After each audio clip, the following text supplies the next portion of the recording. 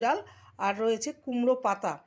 আজকে কুমড়ো পাতা আর মসুর ডাল দিয়ে একটি স্ন্যাক্স রেসিপি আপনাদের কাছে শেয়ার করব, যেটা দুপুরবেলায় গরম গরম ডাল ভাতের পাশে পরিবেশন করতে পারেন।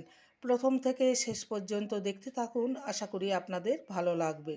আমি মসুর ডালটাকে ভালো করে জল পাল্টে পাল্টে ধুয়ে জলটাকে ঝরিয়ে নিয়েছি, আর কুমড়ো পাতাটাকে ভালো করে জল দিয়ে ধুয়ে পরিষ্কার করে নিয়েছি।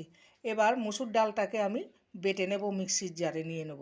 এবার ডালটাকে একটি মিক্সির বাটিতে নিয়ে নেব, দিয়ে মিহি করে পেস্ট করে নেব। তবে বেশি পরিমাণে জল দিয়ে বাটবো না, এটা পাতলা হয়ে যাবে, মিশ্রণটা ভালো হবে নেব, কেন কি মসুর ডালের মধ্যে অল্প অল্প জল রয়েছে।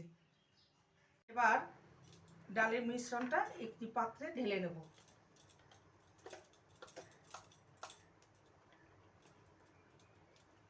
একদম মসৃণ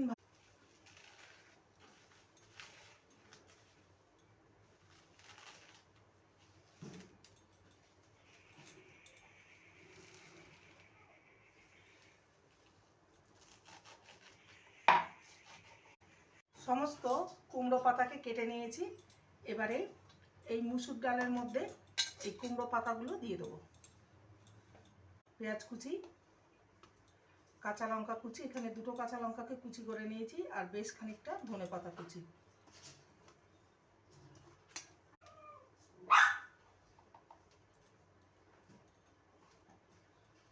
স্বাদ অনুযায়ী লবণ দিয়ে দেবো, জিরে গুঁড়ো হাফ টিস্পুনের মতন, আর ধনে গুঁড়ো হাফ টিস্পুন, আর দেবো সামান্য লঙ্কার গুঁড়ো। কাঁচা লঙ্কা দিয়েছি, ঝালটা আপনারা আপনাদের। এবার এটাকে ভালো করে মেখে নেব।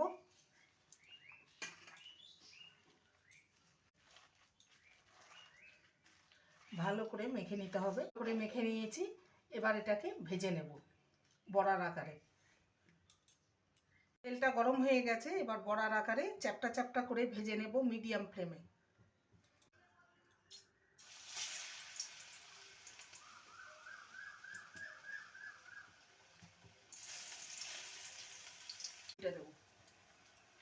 নিয়েছি একদমই লাল করে।